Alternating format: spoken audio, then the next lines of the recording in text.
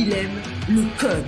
Il faut que la communication soit codée, mais de façon claire et transparente. La rigidité, c'est pas pour nous. Mon nom est Francis Parent-Valquette et vous écoutez le Sandro Show. Mais le plus important, c'est qu'il est bélier.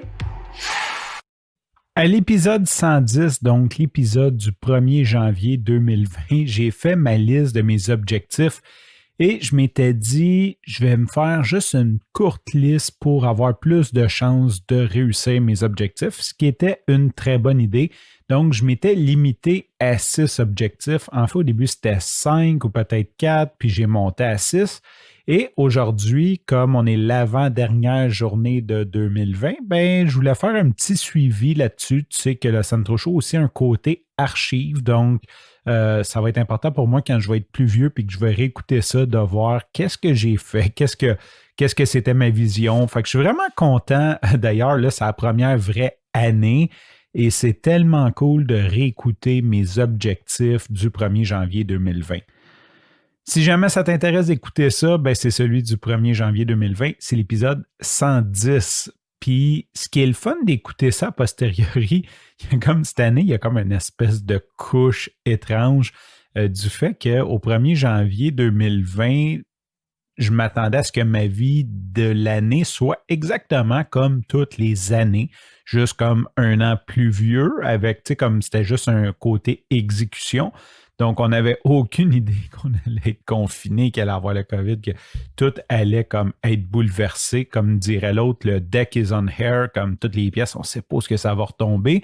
Il y avait comme une espèce d'innocence là-dedans qui est le fun à écouter ou qui est le fun à mettre en rétrospective. Dire, OK, quand j'ai fait ces objectifs-là, je ne savais pas ce qui allait m'arriver. Comme je vais faire mes objectifs pour 2021, j'ai aucune idée de ce qui va m'arriver. Je souhaite que tout aille bien, que tout aille pour le mieux, mais c'est sûr qu'on ne sait jamais ce qui peut arriver dans la vie, qu'est-ce qui peut nous arriver comme événement fortuit ou événement externe. Donc, je m'étais mis 6 objectifs. Le premier, c'est d'offrir un excellent service à mes clients actuels. Et ça, c'est quand même assez drôle parce que dans ma tête, en 2020, c'était pas une année de croissance de l'entreprise. Je me concentrais à fermer mes clients d'informatique pour pouvoir me concentrer sur le podcast en 2021. C'est sûr que je ne négligeais pas de travailler là-dessus, mais c'était pas ça l'objectif, c'est ce que j'écoutais. Et dans le fond, ça a viré un petit peu bout pour bout. J'ai comme plus ou moins tenu cet objectif-là. Je l'ai tenu dans le sens que les clients qui sont restés avec moi, je me suis forcé à offrir un excellent service. C'est sûr qu'avec tous les événements qui étaient arrivés, j'aurais aimé offrir mieux. Je ne pense pas que personne a à chialer. Personne va... Peut-être un client avec qui je me suis comme vraiment pogné. C'est rare dans ma vie. Il y a un de mes clients que c'était mon client régulier et que sincèrement, il a comme dépassé la limite de l'acceptable et que je me suis pogné avec. Mais sinon, les autres, je pense que je les ai quand même bien servis. C'est sûr qu'on se met toujours une pression. J'aurais peut-être aimé les servir mieux. Mais ce qui est arrivé, par exemple, c'est que j'ai vraiment comme plein de nouveaux clients, ce que je ne croyais pas. Donc, on va dire que c'est quand même réussi comme objectif. On va regarder le positif. J'ai bien servi tous mes clients qui m'ont été fidèles. J'ai réussi à, je ne vais pas dire me débarrasser, mais j'ai réussi mes clients que je voulais peut-être mettre moins de temps dessus informatique pour faire de la place pour le podcast, j'ai réussi à les rediriger vers d'autres compagnies, les aider. Fait que je pense que oui, ça c'est réussi. Maintenant, mon objectif, mon numéro 2, c'était de terminer et de lancer ma formation de podcast gratuite. On va dire que c'est fait avec 1000 téléchargements. Ça, c'était mon ambition, qu'il y ait 1000 personnes qui ont écouté ça. On va remettre ça en contexte. Je n'avais jamais lancé de formation en ligne. Je suis peut-être parti un petit peu trop en grand. J'ai commencé à travailler dessus en mars. Moi, dans ma tête, comme je prenais une semaine de congé, pas de congé, mais que je mettais mes contrats d'informatique de côté en janvier, puis c'était lancé. Finalement, c'est beaucoup plus time consuming que ça. Il y a peut-être des raccourcis que j'aurais pu prendre. Je suis tellement content de l'avoir fait parce que maintenant, je sais c'est quoi le faire et je sais comment sauver du temps, peut-être comme mieux structuré, tu sais, c'est en le faisant, c'est une pratique pour la prochaine fois. D'ailleurs, je vais probablement en relancer des nouvelles, des gratuites et des payantes sous un autre modèle. J'ai beaucoup brainstormé dans mes masterminds avec mes collègues. Fait que, il y a quelque chose qui s'en vient là-dessus. Je suis content. Donc, j'ai terminé de lancer cette formation. Maintenant, pour ce qui est du 1000 téléchargements, dans ma tête, je mettais un système d'inscription. Donc, les gens allaient rentrer leur courriel pour y avoir accès. Et là, je me suis mis à penser à plein de trucs par rapport à ça. Et je me suis dit, ce que je veux, c'est que les gens suivent la formation. Si je leur mets une barrière à l'entrée en leur demandant leur courriel, ça se pourrait que je perde des gens. Ça se pourrait que je perde du SEO. Je voulais comme m'en servir aussi comme une plateforme de création de contenu. Donc, j'ai enlevé cette barrière-là. Je te propose fortement de t'inscrire à mon infolette si tu fais la formation, mais je ne te force pas à t'inscrire. Donc, je n'ai pas vraiment un compte d'utilisateur différent. Ceci dit, pour une formation qui a commencé à être développée en mars, qui a peut-être été lancée officiellement en septembre, il y a quand même eu 4000 utilisateurs uniques qui ont au moins écouté ou téléchargé une vidéo. Ça, je pense que c'est quand même un très gros win et on peut dire dans ce sens-là, objectif atteint. Là, maintenant, j'ai l'air d'un gars qui atteint tous mes objectifs, mais sur 6, je te promets qu'il n'y a pas tant que ça que j'ai réussi. Mon troisième objectif, celle-là, c'est un fail. On peut dire que c'est un fail. Le podcast webmess.fm avec Kevin. On se replace en situation. On vient de lancer ça. On est tous les deux motivés à bloc, qui est le podcast des programmeurs web freelance. Mon objectif, c'était qu'on ait un épisode qui ait au moins 1000 downloads. C'est comme le gros chiffre. J'ai pas regardé les statistiques. On a toujours quelques... Je serais pas surpris qu'il y en ait un qui approche, mettons, le 500. Là. Je vais être honnête, là, parce que je vois que ça monte tout le temps. Toutes les semaines, on en a de plus en plus. Fait que je serais pas surpris qu'on ait peut-être quand même un épisode à quelque part là, qui a quelques centaines de downloads. Mais... il y a eu la pandémie, tout le monde s'est remis un peu en question. Moi, dans ma tête, je continuais dans le web en parallèle avec le podcast. Finalement, l'entreprise de podcast a commencé à décoller. J'ai tassé de plus en plus le web, donc j'ai vraiment arrêté de programmer. Je te dirais que c'est une croyance limitante. Ça va être sûrement dans mon sujet de demain. J'avais comme peur de perdre mon identité. Fait qu'il y a eu comme tout un processus mental de dire, OK, je ne suis plus programmeur. Je me présente plus comme un programmeur. J'aime programmer. Je vais continuer à programmer pour moi, pour mon entreprise parfois, pour le plaisir de le faire. Mais je ne suis plus un programmeur. Tu sais, comme arrêter de me parler de job, de programmation. Puis de dire aux gens d'arrêter d'en parler, c'est une chose, mais de l'accepter parce que c'est un gros morceau de ma vie. Quand tu arrives à 37 ans et que tu es programmeur depuis 21 ans, ça fait 16 ans que tu t'affirmes comme un geek, comme un nerd. Et c'est sûr que à 21 ans, c'est la fin de mes études, donc j'ai peut-être commencé à 16 ans à toucher à ça. Ça fait une vingtaine d'années que je suis un programmeur, que je suis reconnu pour être un programmeur, que les gens me connaissent comme un programmeur.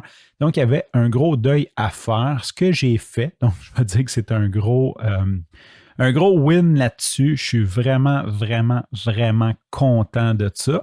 Mais ce qui est arrivé, c'est que comme moi, je ne programmais plus, et que Kevin a eu une super belle offre d'emploi chez i5. Lui a décidé de rentrer dans le workforce. Donc, il travaille maintenant pour quelqu'un. On a le podcast des programmeurs web freelance, un qui est employé puis un qui ne programme plus. Ceci dit, on s'était fait un épisode au mois d'août, juste avant de reconfiner, dans le fond, là, juste avant qu'ils remettent peut-être au mois de septembre. On avait enregistré en personne, qu'on n'a toujours pas diffusé, dans lequel on a décidé un peu, on a fait comme un épisode sur quel est l'avenir de Webmess et on a décidé d'une nouvelle formule. Tout ça pour dire que Webmess, on n'y a pas mis d'amour pour plusieurs mauvaises raisons. Objectif non atteint, on n'a définitivement pas aucun épisode de Webmess qui a 1000 téléchargements. C'est clair que non. Un autre projet que j'avais commencé en 2019, c'était de faire un SaaS. Si tu ne connais pas ça, c'est Software as a Service. Donc, l'idée, c'est que tu me payes tant par mois pour utiliser un logiciel en ligne. J'avais commencé à faire un logiciel de gestion pour la production de podcasts et moi, en tant que geek, je tripais bien raide sur mon logiciel qui allait me sauver du temps et qui allait sauver du temps à la planète au complet, à tous les producteurs de podcasts de la planète. Je voulais vraiment innover là-dedans.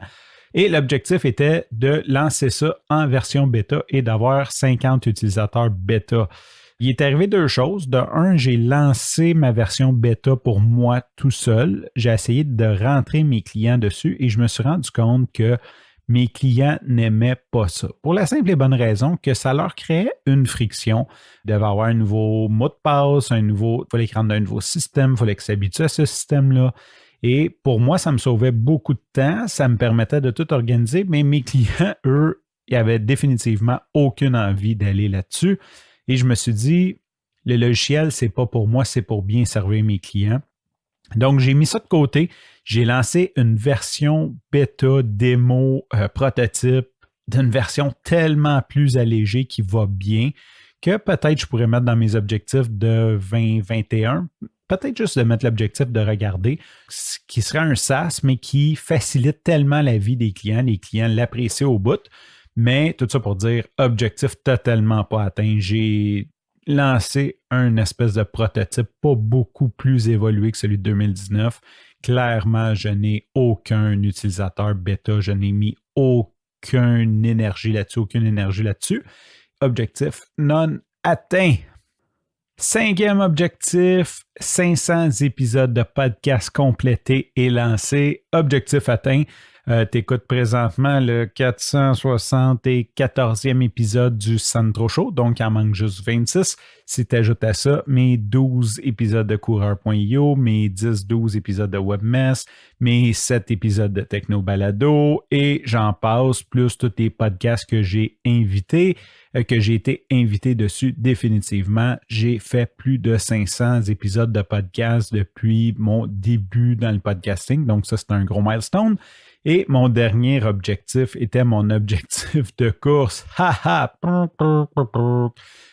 OK, un de mes objectifs que je m'étais mis qui était totalement irréaliste. Je pense que je voulais comme juste tellement viser haut puis me tuer à l'ouvrage. C'était de faire mon 5 km en bas de 20 minutes. J'en ai perdu beaucoup en 2019. Juste de recommencer à courir en 2020 a été, même si je n'ai jamais arrêté, mais juste de prendre un volume qui a de l'allure, a été un défi pour 2020. Et mon deuxième défi de course, c'était de faire 2020 km en 2020, ce que j'ai passé très proche de réussir. Je dirais jusqu'au 10 septembre, je tenais le beat. Et à partir du 10 septembre, j'ai été très fatigué, j'ai pris une pause et la pause s'est continuée. Et présentement, j'ai beaucoup de difficultés à faire. Je fais des 5-6 km et sincèrement, ça me fatigue. Quand cet été, je faisais des 15 km 3-4 fois par semaine, là, je suis vraiment à comme des petits 5 km pépère. Je sais que ça va revenir. Je ne suis pas trop inquiet. Je ne suis pas inquiet, mais je n'ai pas atteint ni un ni l'autre du 6e objectif définitivement. Je n'ai pas fait mon 5 km en bas de 20 minutes et je n'ai pas fait 2020 km en 2020. Ceci dit, j'ai quand même fait 1550 km et je n'ai pas arrêté de courir. Donc, si on garde mon objectif de course de vie, qui est de courir jusqu'à ma mort et j'ai l'intention de vivre vieux, de ne jamais lâcher l'habitude d'aller courir. Comme présentement, je te dis que j'ai de la misère à courir des 5, mais je ne lâche pas. J'y vais à tous les 2 jours. Je vais courir mon petit 5, mon petit 6. Juste d'intégrer ça dans ma vie, c'est une partie de mon objectif, mais on va dire quand même que l'objectif pour 2020 n'a pas été atteint. Peut-être que je me viserai 2021 km en 2021. On verra ça le 1er janvier. Sur ce, je te remercie pour ton écoute. Je te dis à demain et bye bye.